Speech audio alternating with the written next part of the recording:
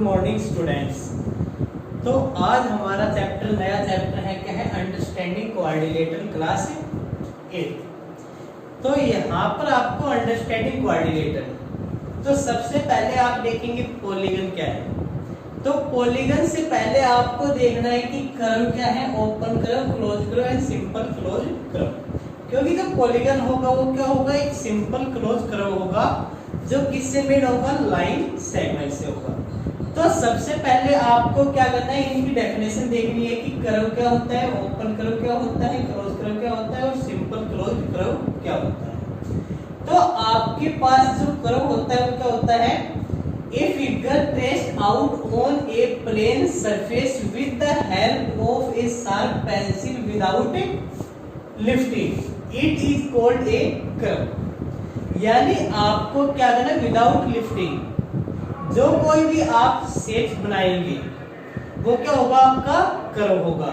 For example line segment है, वो भी आपका क्या है कि कर्व है। फॉर एग्जाम्पल जैसे कि आपके पास एक लाइन सेगमेंट है AB, तो ये भी आपके पास क्या है कि कर्व है।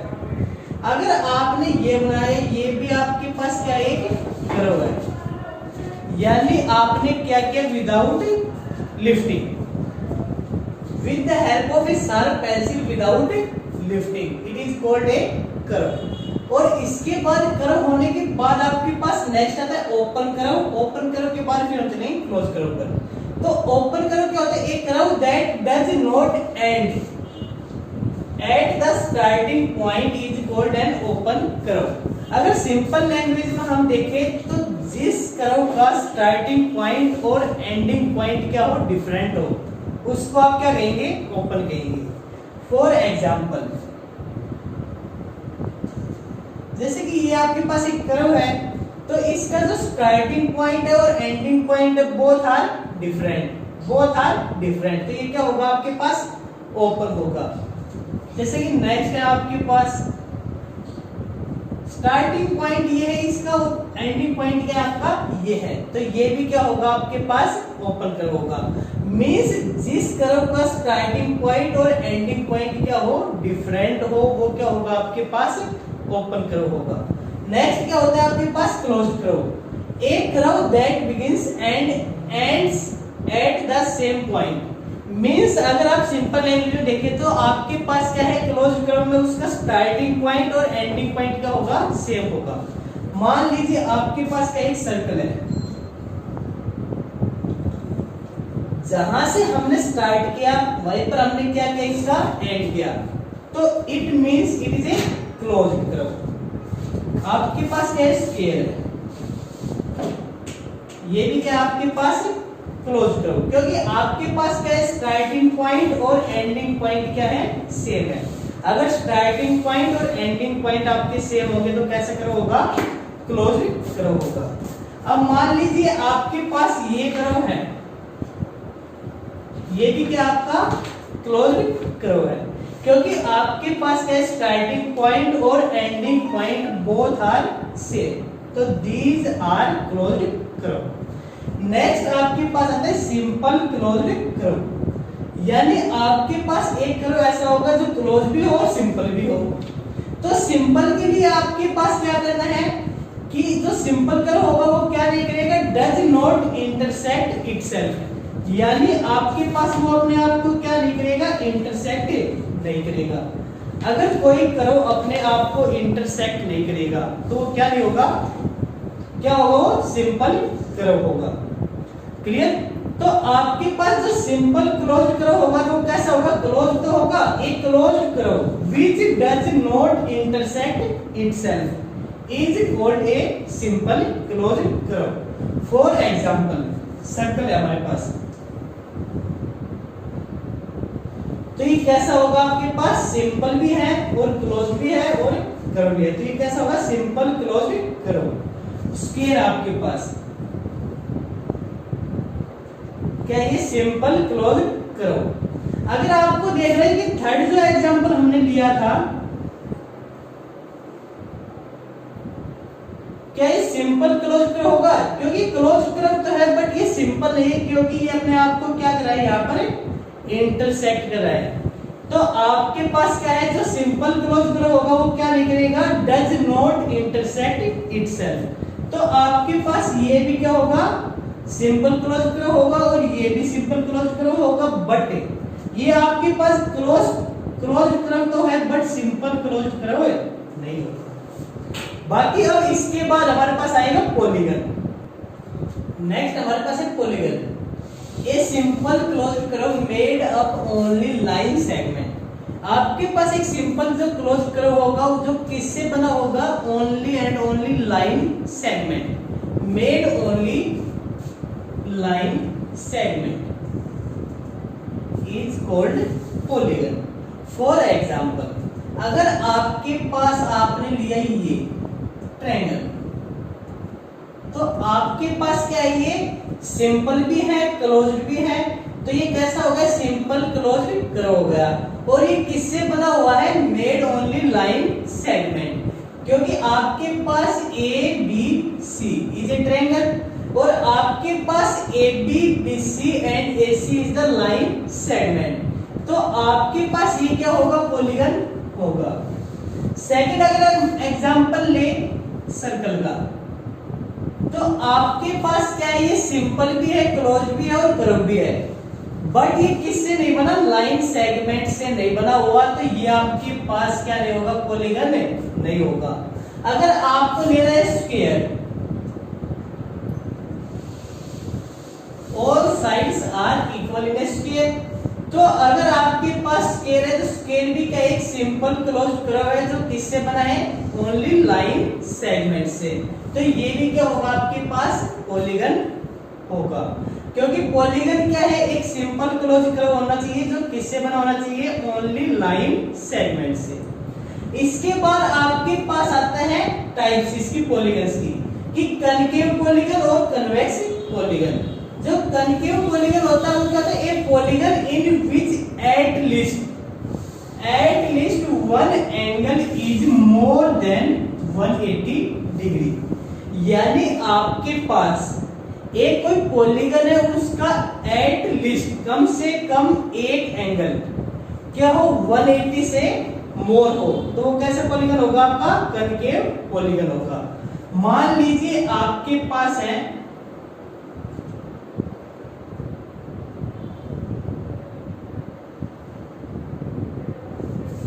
तो ये आपके पास मान लीजिए ए बी सी और डी, तो इसका जो एक एंगल होगा वो क्या है, 180 से ग्रेटर है। One angle is more than 180 degree. अगर 180 से ग्रेटर होगा, ये बोल रहा है मोर देन 180 डिग्री, अगर 180 डिग्री से ग्रेटर होगा तो आप क्या कहेंगे, कनकेव पॉलीगन होगा। नेक्स्ट आपके पास है कॉन्वेक्स पॉलीगन, और कन्वेक्स पॉलीगन में क्या होता है, आपके पास एक polygon in which each angle is less than 180 degree, यानी ईच एंगल आपके पास क्या होने चाहिए, 180 डिग्री से लेस होने चाहिए। मान लीजिए आपके पास हमने लिया कोई भी फिगर, तो ये आपके पास कैसा होगा, क्योंकि इसके जो एंगल होंगे वो क्या होंगे, each angle is less than 180 degree, क्योंकि 180 डिग्री आपके पास एक स्ट्रेट एंगल होता है, तो ये एंगल क्या है, 180 से लेस है। अगर 180 से लेस होंगे तो आप उसको कैसा कहेंगे, कन्वेक्स पॉलीगन कहेंगे। अब आपके पास आता है नंबर ऑफ साइड्स के अकॉर्डिंग जो पॉलीगन होगा उसका क्लासिफिकेशन हम कैसे कर पाएंगे। तो अगर आपके पास 3 साइड का पॉलीगन होगा तो उसको आप क्या कहेंगे, ट्रायंगल कहेंगे। 4 साइड को क्या कहेंगे, क्वाड्रिलेटरल कहेंगे। 5 साइड को पेंटागन, 6 को हेक्सागन, 7 को हेप्टागन, 8 को एक्टागन, इस टाइप से आप चलते जाएंगे और n साइड होगा वो क्या होगा, n गोन होगा। मींस इनके क्या, इनका क्लासिफिकेशन किया गया है। अब आपके पास आते हैं रेगुलर पॉलीगन और irregular polygon. Regular polygon, a polygon having all sides and all angles are equal, यानी आपके पास कोई पॉलीगन होगा उसका क्या होगा, all angles and all sides and all angles are equal. अगर आपके पास ऑल साइड और ऑल एंगल इक्वल होंगे तो उसको क्या कहेंगे हम, रेगुलर पॉलीगन कहेंगे। फॉर एग्जाम्पल आपके पास है इक्विलेटरल ट्रायंगल। इक्विलेटरल ट्रायंगल में क्या होती है, ऑल साइड्स आर इक्वल, यानी आपके पास क्या होगा, AB is equal to BC is equal to AC, यानी all sides are equal and each angle are 60 degree, each angle are 60 degree. तो अगर आपके पास all angles and all sides are equal is called regular polygon. तो आपके पास ये equilateral triangle कैसा पॉलीगन होगा, रेगुलर पॉलीगन होगा। अगर आप एक square,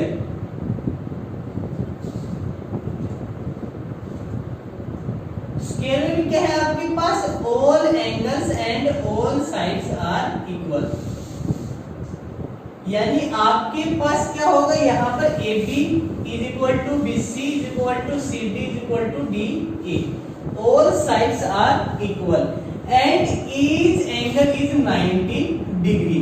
angle A is equal to angle B is equal to angle C is equal to angle D is equal to 90 degree. यानी आपके पास जो स्क्वायर होगा उसके all angles and all sides are equal.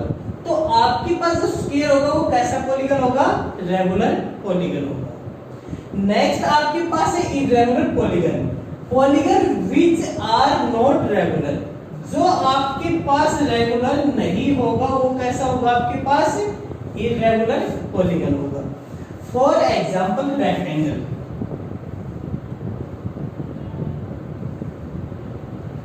तो जो आपके पास रेक्टेंगल है ABCD, रेक्टेंगल में क्या होता है, अपोजिट साइड्स आर इक्वल, यानी आपके पास जो AB होगा वो CD के इक्वल होगा और जो आपके पास AD होगा वो BC के इक्वल होगा, यानी अपोजिट साइड आपकी इक्वल है, all sides are not equal.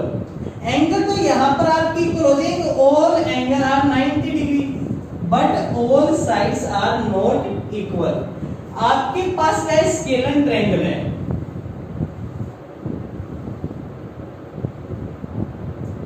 ABC, मान लीजिए स्केलर ट्रायंगल है, स्केलर ट्रायंगल है तो ऑल साइड्स आर डिफरेंट। मान लीजिए ये 5 है, सॉरी ये 4 है, ये 5 है और ये 6 है।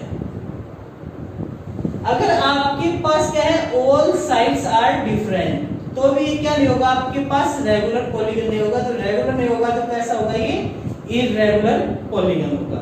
मींस अगर आपके पास all sides and all angles equal होंगे तो रेगुलर होगा, अदरवाइज वो कैसा होगा, इर्रेगुलर होगा। फॉर एग्जांपल आपके पास पैरेललोग्राम, पैरेललोग्राम में कैसा है आपके पास, इर्रेगुलर पॉलीगन। नेक्स्ट आपके पास है डायगोनल, कि a diagonal is a line segment connected to non conjugative vertices of a polygon, कि आपके जो नॉन कॉन्जुगेटिव वर्टिसेस है उनको जब ज्वाइन करेंगे तो आपके पास क्या कहलाएगा, डायगोनल कहलाएगा। फॉर एग्जांपल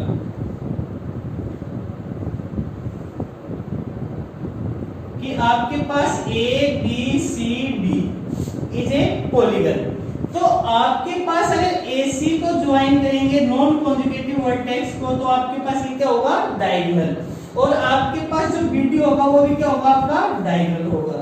तो यानी यहाँ पर आपके पास डायगोनल होंगे, वो कौन कौन से होंगे आपके पास, AC एंड BD। अब इसके साथ इंपॉर्टेंट रिजल्ट इसका कि find the number of diagonal in A polygon. आपके पास कोई पॉलीगन गिवन है, उसके आपने नंबर ऑफ डायगोनल कैसे फाइंड आउट करने हैं। तो आपको अगर नंबर ऑफ डायगोनल,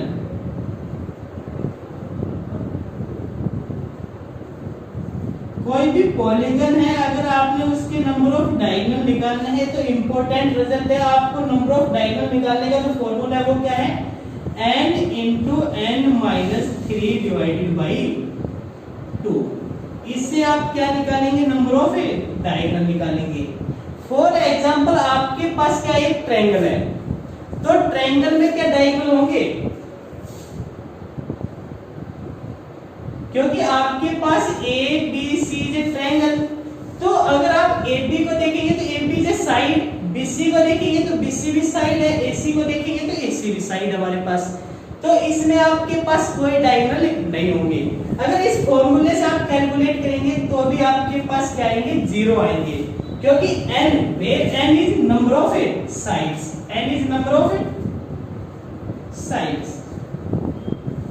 क्लियर। अगर आपके पास मान लीजिए एक हेक्सागन है, हेक्सागन में जो साइड होती है वो कितनी होती है, हेक्सागन में 6 साइड होती है।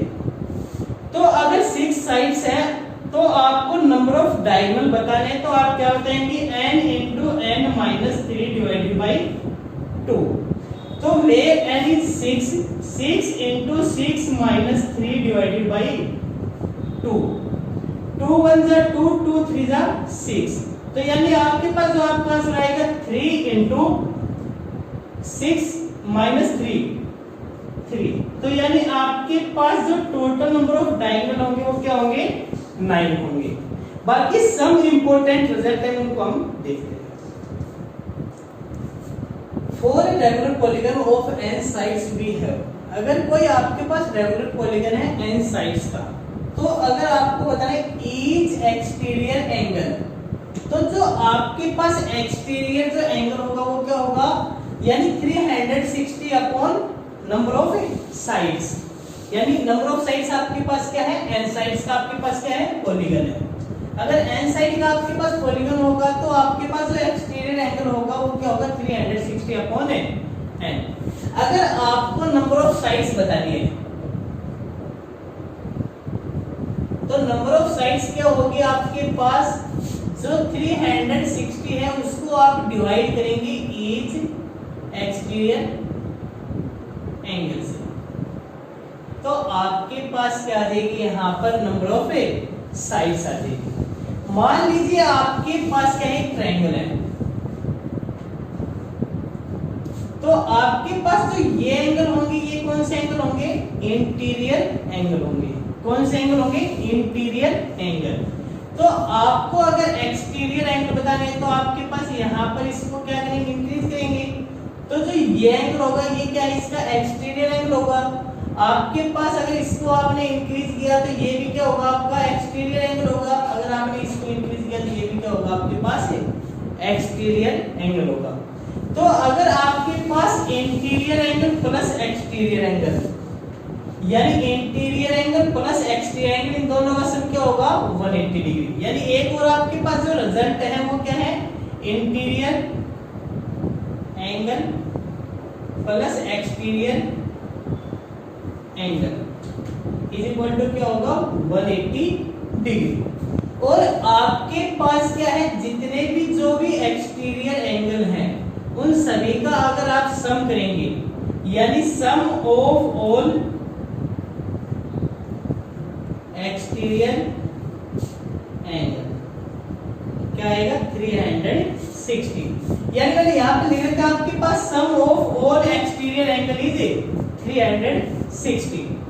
तो आपके पास अब इंटीरियर एंगल का सम क्या होगा, तो आपके पास जो ये इंटीरियर एंगल बच गए इनका अगर आपको सम निकालना है तो आप क्या कहेंगे, sum of all interior angle is n-2, where n is number of sides, n is number of sides, तो n-2 into 180 डिग्री आपके पास क्या होगा, ये होगा। अगर आपको क्या बताना है, ईच इंटीरियर एंगल, कि आपके पास एक्सटीरियर एंगल गिवन है, इंटीरियर एंगल क्या होगा। मान लीजिए आपके पास ये एक्सटीरियर एंगल है 120 गिवन है, आपने निकालना है इसका इंटीरियर एंगल, तो आपने क्या करना है, 180 में से माइनस करना है, क्योंकि ये कंप्लीट एंगल कितने डिग्री का होगा, 180 डिग्री का। अब 180 में से आप 120 को क्या करेंगे, माइनस करेंगे, तो ये जो अंदर का एंगल बचेगा इंटीरियर एंगल वो क्या होगा आपके पास 60 डिग्री। तो जो आपके पास इंटीरियर एंगल होगा वो क्या होगा, 180 माइनस ईच एक्सटीरियर एंगल। अब नंबर ऑफ जो डायगोनल उसका फॉर्मूला मैंने आपको पहले भी बताया इस वीडियो में, वो क्या होता है आपके पास, number of diagonal n into n minus 3 upon 2। तो these are important results। तो आप इन सभी को क्या करेंगे, वीडियो को देखने के बाद नोटबुक में राइट करेंगे और आप एक्सरसाइज एनसीईआरटी 3.1 के फर्स्ट एंड सेकंड क्वेश्चन को सॉल्व करेंगे। इस वीडियो में इतना ही।